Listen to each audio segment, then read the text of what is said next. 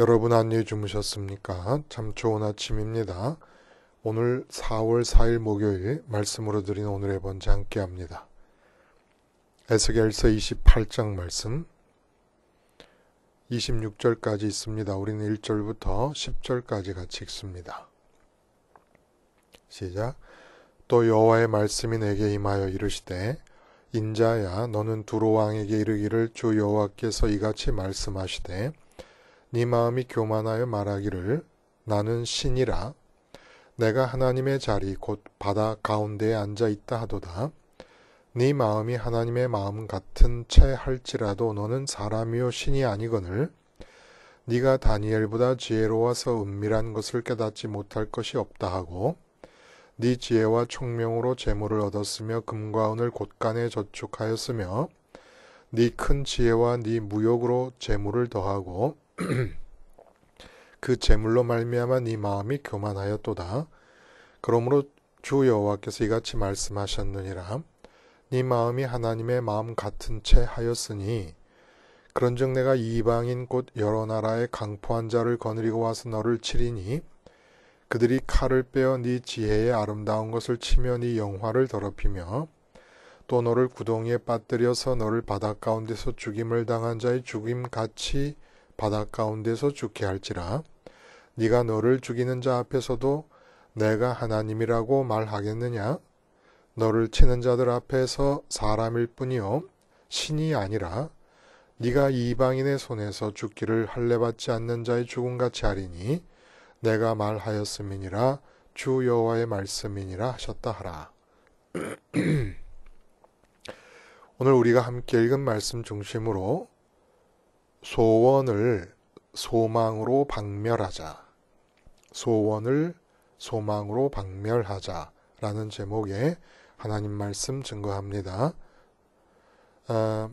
소원과 소망을 우리가 임의대로 구분을 합니다.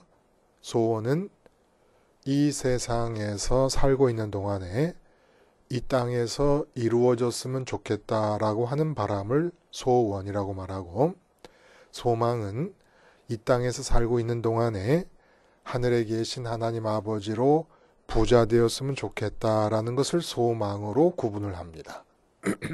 한국말의 단어가 그런 뜻을 갖고 구분되는 건 아니지만 우리끼리 약속을 하면 되지 않습니까? 소원은 이 땅에서 이루어지기를 원하는 바람, 소망은 이 땅에서 하늘의 아버지로 부자 되기를 바라는 마음. 근데 소망으로 소원을 박멸하자는 얘기입니다. 성도와 목사님과 상담을 할 때 상담자 목사님과 내담자 성도가 상담을 통해 서로에게 기대하는 바가 대체 무엇일까? 이런 생각을 해봐요. 왜냐하면 이제 때를 따라 말씀을 듣고 계시던 분들이 강릉까지 찾아오셔서 식사도 같이 하고 차도 마시면서 이야기를 하는 중에는 어쩔 수 없이 상담의 내용들이 포함될 수밖에 없습니다. 근데 몇 주 전에 이곳을 찾아와 주신 두 여집사님들이 이제 함께 대화를 나누는 중에 두 분이 찾아오셔서 이제 직장을 다니는 분이 계시는데 직장까지도 휴가를 내서 찾아오셨어요. 그래서 이제 저희 집사람과 함께 넷이서 식사를 맛있게 하고 차를 마시면서 이야기를 나누는 중에 한 집사님이 순간적으로 짧게 지었던 표정이 아직까지도 순간순간 자꾸 기억이 납니다. 그게 어떤 대화 중에 지었던 그 순간적으로 표정이 어떤 표정이었냐면, 소위 한 분 집사님께서 영적인 슬럼프를 겪고 계시는 거예요. 잘 십자가 생활을 해가면서 평강의 균형을 유지하며 아주 기쁘게 살다가 막내딸 문제로 인해서 남편과 시댁의 그 시누이, 그러니까 아이들의 고모 두 분이 한 편이 돼버리고, 그리고 집사님이 한 편이 다른 편이 돼가지고 그 막내딸 문제로 갈등을 겪는 바람에 그만 십자가를 붙잡고 평강을 유지하던 균형이 깨져 버렸습니다. 그런 걸 회복을 못하고 있는 거예요. 지금 몇 달이 지나도록. 근데 이제 이렇게 어려움을 오래 겪으시는 이유는 이분이 공황장애를 겪으셨던 병력이 있으신 분이십니다. 그러니까 아마 더 어렵지 않았겠나 하는 생각이 들어요. 그래서 그렇게 깨진 균형의 틈을 타서 아이 셋과 남편과 더불어 살고 있는 그 삶의 현장, 가정의 현장 자체가 굉장히 무거운 짐으로 마음에 다가오는 거예요. 그래서 제가 그랬습니다. 그렇게 어려워하는 그분의 그 당신이 당한 처지에 대한 어떤 어려움을 호소하는 것을 듣고는 뭐라 그랬냐면, 지금 그 어렵다고 느끼는 상황이 집사님이 죽을 때까지 하나도 변하지 않을 수도 있습니다. 이래버렸네. 아, 이게 정말 상담을 하는 목사의 자세입니까? 응? 아니, 어떻게 하든지 위로와 격려를 주고 이럴 생각을 해야 되지. 그 상황이, 어렵게 느껴지는 상황이 바뀔 거라는 희망을 줘야지. 어려워서 지금 헐떡거리고 있는 사람에게 다가가가지고 이 짐이 너무 무겁고 어려워서 힘이 드실 텐데 이게 끝까지 죽을 때까지 갈 수도 있습니다. 이래버리는, 이게 말이 됩니까? 그럼 저는 왜 그랬을까요, 여러분? 저는 이제 상담의 분위기로 바뀌게 되면 제 마음의 목표의식이 뚜렷해집니다. 반드시 박멸해내겠다는 거예요. 퇴치해버리겠다는 겁니다. 그래서 바라건대 우리는 십자가 복음을 생활하면서 내 안에 풍성해지신 하나님 부자된 마음으로 서로 만날 때 당연히 내 안에 있는 하나님을 내놓고 상대방 안에 있는 하나님을 받아들여서 내 안에도 하나님이 더 부자가 되고 그 사람 안에도 하나님이 더 부자가 되는 그런 시너지 효과를 바랍니다. 그러나 아무리 기쁨과 만족을 중시한다고 해도 기쁨과 만족을 가장해서는 안 됩니다. 그 집사님처럼 어려움이 있으면 어려움을 그대로 다 털어놓는 것이 중요합니다. 그래야 박멸을 해버리고 박멸을 해야 회복이 될 수가 있어요. 그게 뭘 박멸한다는 것이냐? 소원입니다. 소원. 영화 속에서 바람은 계산하는 것이 아니라 극복하는 것이다. 또 많은 분들이 얘기하죠. 돈은 많이 모으는 것이 아니라 잘 사용하는 것이다. 그러면 소원은 뭡니까? 소원은 성취하는 것이 아니라 박멸하는 것입니다.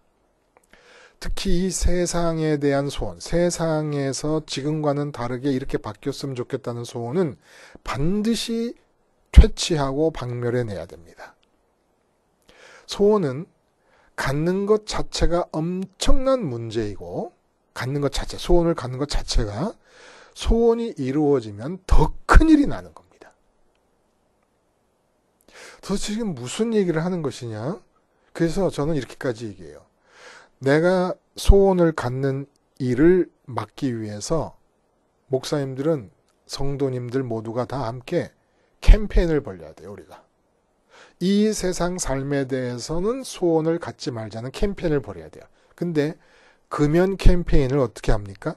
담배를 계속 피웠을 때 이 식도나 후두에 막 암이 생겨가지고 막 도저히 눈 뜨고 볼 수 없을 정도로 흉악한 모습이 된 것을 막 사진으로 보여주잖아요. 폐가 담배 연기 때문에, 담배 니코틴 때문에 다 썩어가지고 시커멓게 떨어져 나가고 있는 그런 모습을 사진으로 찍어가지고 막 들이대지 않습니까? 그런 것과 마찬가지로 대도시 뉴욕이나 무슨 인도나 중국의 그런 대도시 뒷골목으로 가면은 쓰레기 하치장이 있는데 거기에 막 쥐떼들이 서식하지 않습니까? 그러면 우리는 이런 캠페인을 벌여야 돼요. 이쁜 아가씨, 멋진 청년이 소원을 갖습니다. 미래에 대해서 자기가 이루고 싶은 소원을 이렇게 포스터에 그리게 해요. 아름다운 모습을 그려놓게 해요. 그리고 그 청년과 그 아름다운 아가씨 마음속에다가 그 대도시 뒷골목 쓰레기 하치장에서 들끓고 있는 쥐떼들을 갖다 그려놓는 겁니다. 이렇게 해서 금연 캠페인처럼 금원, 금알금자에 원할 원자. 그래서 금원 캠페인을 벌려야 된다는 겁니다. 이게 제 소신이에요. 그래서 이 세상에 대한 바람이 있고 이 세상에 대한 소원이 있기 때문에 지금이 괴로운 거예요. 그럼 이걸 어떻게 없애냐? 마치 이런 것 같아요. 아이들이 불량식품을 먹고 싶어서 침을 줄줄 흘릴 때 엄마는 바닷가재나 스테이크나 한우 등심을 꺼내서 먹임으로써 불량식품에 대한 식욕을 죽여버리는 것과 마찬가지로 저는 상담이라는 것은 이 세상 것에 대해 소원을 갖고 있고 소원이 안 이루어져서 괴로워하고 있는 게 상담 내용의 전부 아닙니까, 사실은? 그럴 때 이 세상 것을 먹고 싶어 해서 식욕이 생기는 그 소원의 내용을 하늘에 계신 아버지 하나님을 먹게 함으로써 퇴치해버리는 겁니다. 근데 이 세상에서 아무리 좋은 꿈이라도 하나님 아버지를 먹는다고 비유를 했을 때 하나님 아버지가 한우 등심이고 최고급 스테이크고 막 10만 원짜리 바닷가재라면 이 세상에서 먹고 싶은 소원, 이루고 싶은 소원이 아무리 좋은 것이라도 뒷골목의 불량식품에 지나지 않는다고 비유하는 것이 무리가 아니지 않습니까? 그럴 때 뒷골목의 음식들이 먹고 싶어 할 때 하늘에 한우 등심, 2+ 한우 등심을 먹임으로써 뒷골목 불량식품에 대한 식욕을 박멸시켜버리는 겁니다. 이게 상담의 목표라야 된다는 것이에요. 오늘 본문의 얘기는 바로 이런 소원과 연관된 얘기를 지금 하고 있는 겁니다. 소원을 갖는 것도 큰일이고 소원이 이루어지면 더 큰일이다. 그러므로 하나님이 사랑이신 이유는 우리가 어떻게 알 수가 있느냐? 하나님 사랑이라는 걸 어떻게 알 수 있느냐? 이 세상 모든 사람들이 날마다 소원을 갖고 또 있는데 그 소원을 이루는 사람들은 1%도 안 된다고 볼 수 있지 않겠습니까? 75억 명 중에. 그래서 저는 하나님의 사랑이라는 걸 믿습니다. 이 세상에 대해서 내가 갖고 있는 소원이 이루어지면 여러분 큰일 나는 거예요. 응? 소원을 갖는 것은 내 속에 대도시 뒷골목 쓰레기 하치장의 쥐들을 서식시키는 것이고 바퀴벌레를 키우는 것입니다. 근데 소원이 이루어진다는 것은 그 상태로 곧바로 지옥을 향해 간다는 것이에요. 소원이 이루어지면 이루어질수록 나는 누가 되면 지옥의 대마왕이 됩니다. 오늘 그 얘기를 해주고 있는 거예요. 지옥의 대마왕이 된 사람이 누구냐? 두로의 왕이라는 겁니다. 두로의 왕이 이렇게 마음속에 쥐떼를 서식시키고 키우는 것과 같은 소원을 가졌는데 그 소원들이 다 이루어지고 나니까 뭐가 됐냐면 지옥의 대마왕이 되었더라 이런 얘기입니다. 두로 왕의 몰락에 대한 예언이 나와요. 참 이상하죠? 앞에서 한 장에서 몰아세려서 예언을 했습니다. 암몬이 나왔죠. 모압이 나왔죠. 에돔이 나왔죠. 블레셋이 한 장에 다 했어요. 근데 지금 이 구로는 이 베니게, 페니키아 사람들의 도시인 이 구로에 대해서는 지금 3장에 걸쳐서 얘기를 하고 있어요. 그리고 시돈, 항상 페니키아를 얘기할 때는, 베니게를 얘기할 때는 두로와 시돈이 같이 나오거든요. 같이 묶여서 나와요.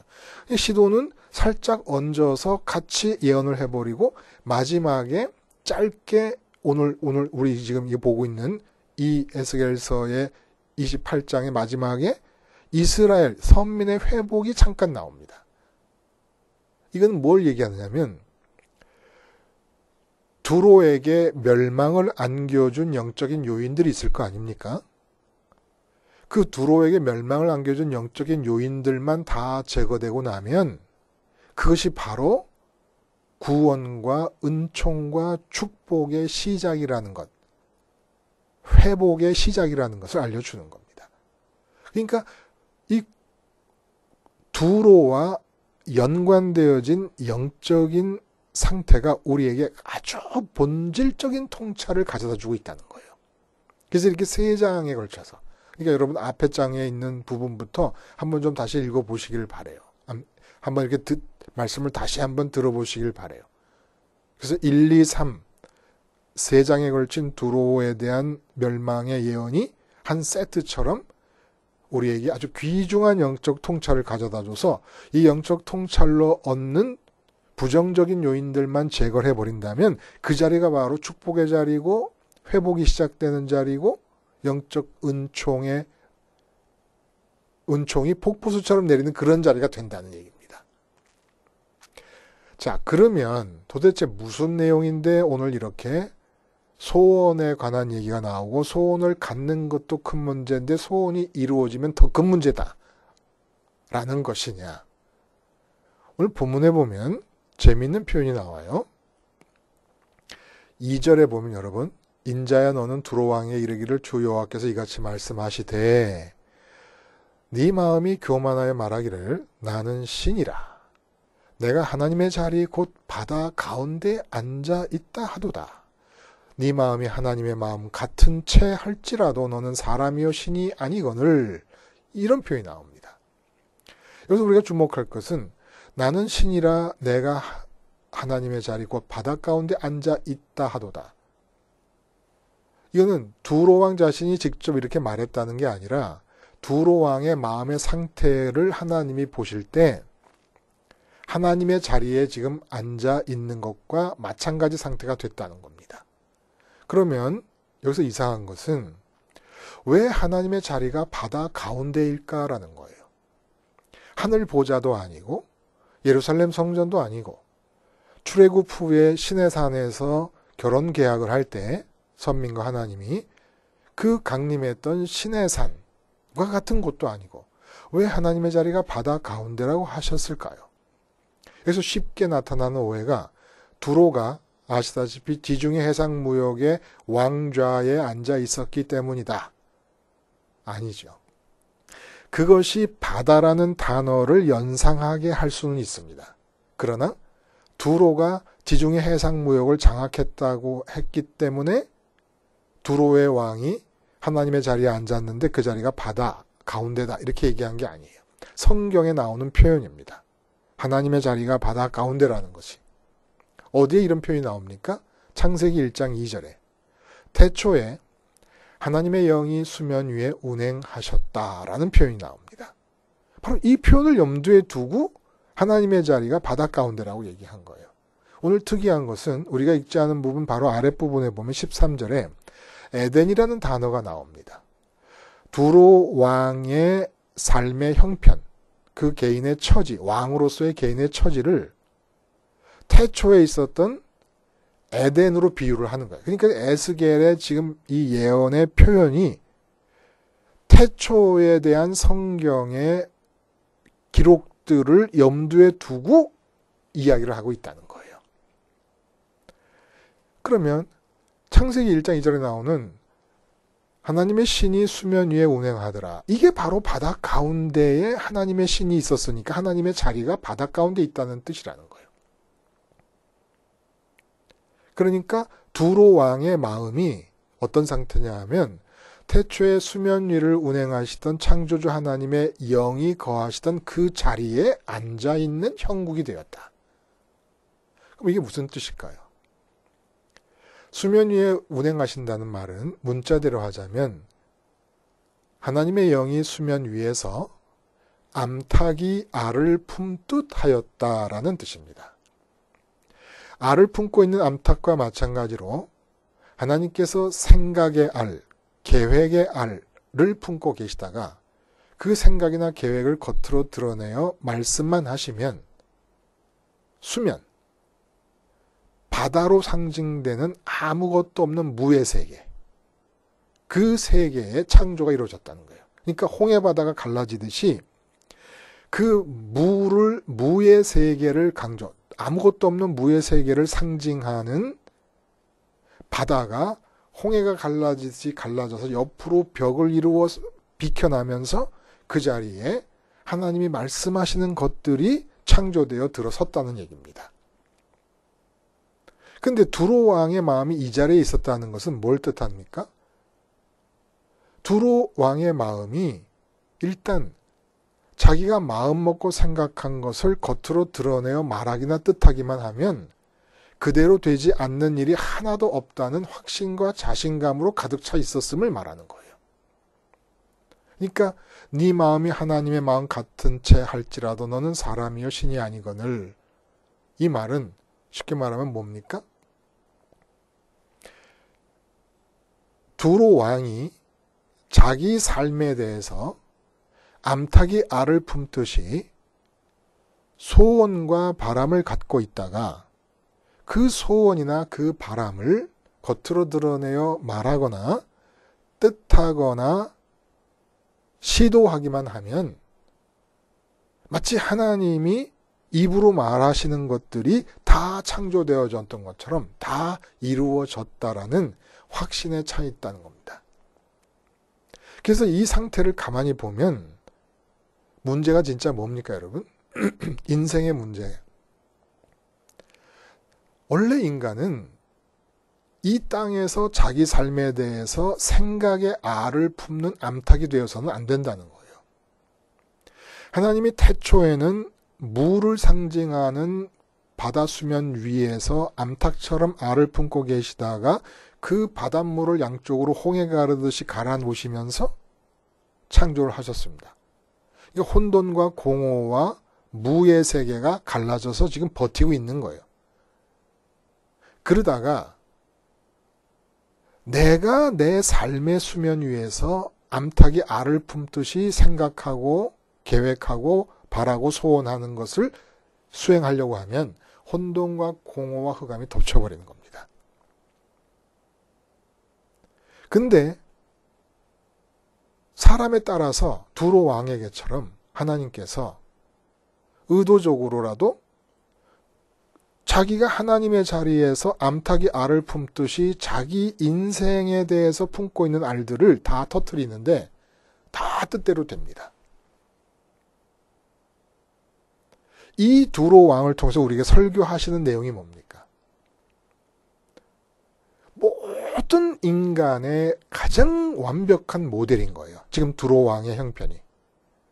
두로 왕이 이 지금 예언에 해당되는 두로 왕은 엣바알 3세라고 추측을 합니다만은 어쨌든 이 두로 왕의 상태가 인류 역사상 지금까지도 모든 인간이 바라고 있는 거예요. 내가 소원하고 내가 바라고 있는 것들대로 이 세상 이 땅에 살고 있는 삶의 현장에 다 이루어지는 것. 근데 이 세상 삶에 대해서 무언가를 암탉이 알을 품듯이 소원하고 바라고 생각하고 계획하는 일은 원천적으로 하나님만의 일이라는 겁니다. 그러니까 우리는 인생의 문제가 내가 소원을 가졌는데 소원이 안 이루어지는 게 아니에요. 이 세상의 삶에 대해서 소원을 갖는 것 그 자체가 문제라는 겁니다. 그 자체가. 그래서 두로 왕을 통해서 인간이 자기 삶에 대해서 갖는 소원이 다 이루어지는 한 인간을 제시하시면서 이 인간의 파멸을 얘기하고 있는 거예요. 그래서 하나님이 전달하시려는 게 뭡니까? 절대로 이 세상의 삶에 대해서 단 하나의 소원도 갖지 말아서 소원을 완전히 박멸시켜버려라. 마치 대도시에서 쥐떼를 박멸시키고 아파트 집집마다 바퀴벌레를 박멸시켜버리듯이 완전히 박멸시켜버려야 된다. 이 얘기를 지금 해주고 계시는 겁니다. 그래서 태초에 수면 위에 운행하시던 하나님, 태초에 무의 세계 위에서 암탉이 알을 품듯이 생각을 가시다 창조하신 그 하나님께서 지금은 무의 세계가 아니지 않습니까? 대신에 내 삶의 현장에서 내가 어디를 가든지 내 위에서 암탉이 알을 품듯이 나를 통해 이 땅에서 내 삶의 영역 안에서 이루어질 일들에 대한 소원을 하나님이 갖고 계신다는 거예요. 그래서 우리는 절대로 하나님의 자리에 앉아서는 안 되는 겁니다. 하나님의 자리가 뭐예요? 암탉이 알을 품듯 이 땅에서 이루어질 일들에 대한 생각을 갖고 있는 자리가 하나님의 자리인 거예요. 근데 두로왕이 살아보니까 자기가 생각하고 뜻하고 바라는 대로 다 되더라는 겁니다. 그러니까 두로왕의 인생 자체를 설교의 제목으로 쓰시기 위해서 하나님이 그렇게 해주신 거라는 거예요. 그렇게 인생에서 원하고 소원하는 것들마다 다 이루어지고 있는 이 사람의 결국이 이렇게 파멸로 이끌어져 간다는 것을 통해 우리가 기억해야 될 것이 무엇이냐? 하나님이 주시는 말씀입니다. 이 세상 삶에 대해서 소원을 박멸하라. 우리는 원죄의 체질이 있기 때문에 계속해서 끊임없이 소원합니다. 그리고 내 마음속에 있는 평안이 깨지고 삶이 무겁고 괴롭고 힘들고 고통스럽고 불안하고 두렵고 떨리고 시기와 질투와 모든 게 왜 소원을 갖고 있기 때문이에요. 소원을 갖고 있기 때문에. 그 소원이 안 이루어지는 것 때문에. 그런데 다시 한번 말씀드리지만 하나님이 사랑이신 것이 어디서 드러나는 겁니까? 우리가 소원을 갖고 있는데 그 소원들이 이루어진 적보다 안 이루어지는 것이 월등하게 많다는 것에서 하나님이 사랑이심이 드러나고 있는 것입니다. 자, 그러면 하나님 인척하기가 제동이 걸리지 않고 가속화된 이유가 뭐라고요? 오늘 본문에 다니엘보다 지혜로워서 은밀한 것을 깨닫지 못할 것이 없다 하고, 그러니까 이거는 다니엘이 605년에 포로로 바벨론으로 잡혀간 뒤에 지금이 586년 아닙니까? 그러니까 꽤 많은 세월이 지났죠. 20년 가까운 세월이 지났습니다. 그동안에 바벨론이 전 세계를 제패하는 국가가 되니까 그 왕궁에서 다니엘의 활약상이 전 세계로 알려졌던 것 같아요. 그 지혜. 그래서 신비로운 하나님의 섭리의 세계를 이 땅에 소개하는 지혜자로 알려졌던 것 같습니다. 근데 다니엘이 필요 없다라는 얘기를 했다는 것은 무엇을 뜻하는 거예요? 다니엘처럼 여호와 하나님이라는 자기의 신에게 지혜를 받아서 이 땅을 살 필요가 없을 정도로 나는 내가 생각하는 게 다 이루어지니까 내 생각이 곧 지혜다. 이게 문제라는 거예요. 내 생각대로 내 소원대로 이루어지는 것. 그리고 그 다음에 뭐라 그러냐면 4절과 5절에 보면은 지혜와 총명으로 재물을 얻었으며 금과 은을 곳간에 저축했다 그래요. 곳간에. 금과 은이나 보화는 금고에 넣어두는 거 아닙니까? 근데 이 세상에 있는 금고로는 두로 왕이 벌어들이는 금과 은과 보화를 넣어둘 수가 없어요. 그래서 아예 창고를 지어서 금과 은을 쌓아둔 겁니다. 그러다 보니까 마음이 교만해졌다고 하는 게, 봐라. 내가 생각하고 소원하고 계획하고 뜻하는 것은 다 이루어지지 않느냐. 이게 지옥의 대마왕이 돼버린 겁니다. 여러분 기억하세요.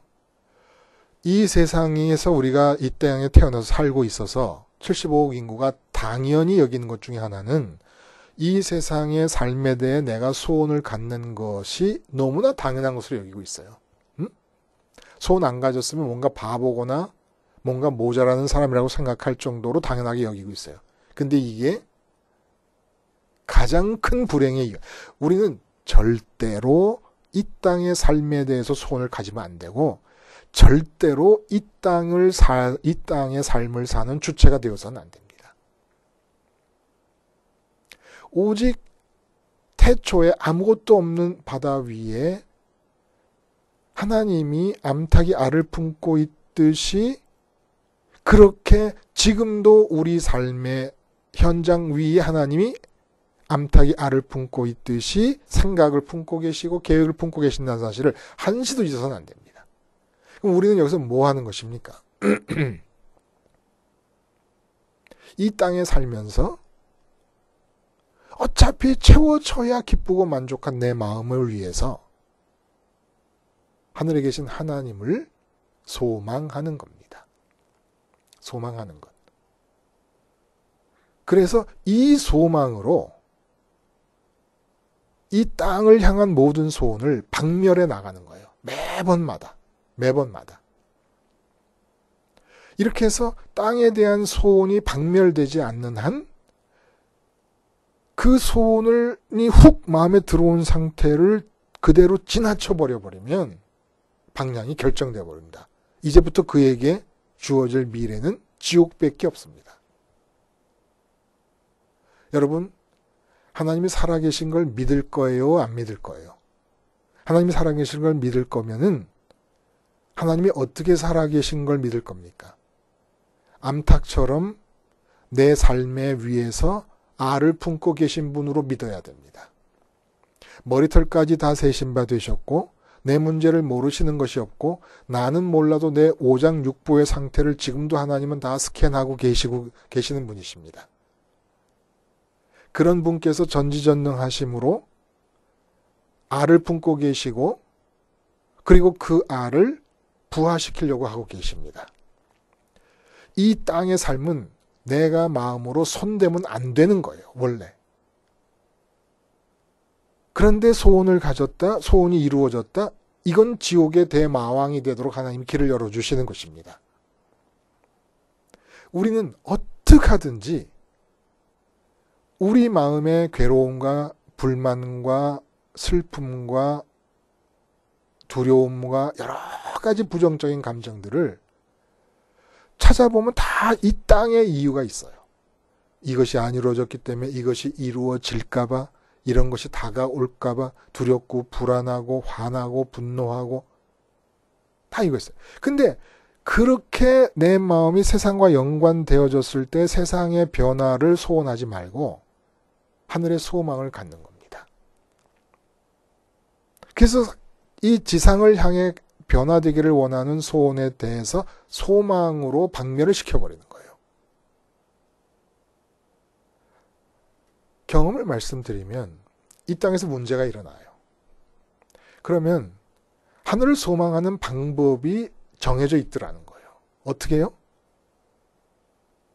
소망이라는 게 하늘을 바라봐야 되는 거 아닙니까? 마음으로 하늘을 바라본다는 게 어떻게 되는 거예요? 스카이를 바라보면 되는 게 아니지 않습니까? 예수님과 함께 죽어요. 일단 세상에 대해서 시야를 끊어야 됩니다. 안 보는 거예요. 등을 돌려야 돼요. 하나님이 암탉처럼 알을 품고 계신다는 걸 믿는다면 이제 그 알이 부화되면 내 삶은 진행될 것이니까 믿어요. 그리고 등을 돌려버려요. 십자가에서 죽는 겁니다. 십자가에서 죽지 않고는 하늘을 소망할 수가 없어요. 근데 세상의 문제는 여전히 있습니다. 부활하신 예수님과 함께 부활해서, 부활의 의미가 뭡니까? 이제는 하늘을 바라는 자가 되겠다. 십자가는 땅에 대한 소원을 하는 자로서 죽겠다. 땅에 대한 소원을 하는 자는 이제 십자가에서 죽었다. 부활은 하늘만 소망하는 자로 다시 산다. 그리고 승천은 주님께서 나를 하나님과 만나게 해주시는 사건입니다. 여기에 진력하다 보면 이 세상의 모든 문제와 무게와 질곡과 장애는 다 없어져요. 다 없어져요. 마음에서. 다 없어진다는 게 두로왕이나 솔로몬처럼 부귀영화가 찾아온다는 얘기는 절대 아니에요. 다 없어진다는 거는 어떤 문제도 문제로 여겨지질 않는다는 거예요. 어떤 문제도. 그 이전에는 문제가 강력했습니다.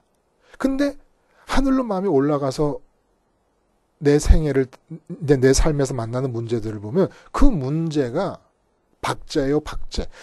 아무런 살아있는 힘이 없는 박제가 돼버려요. 한번 해보세요, 여러분이.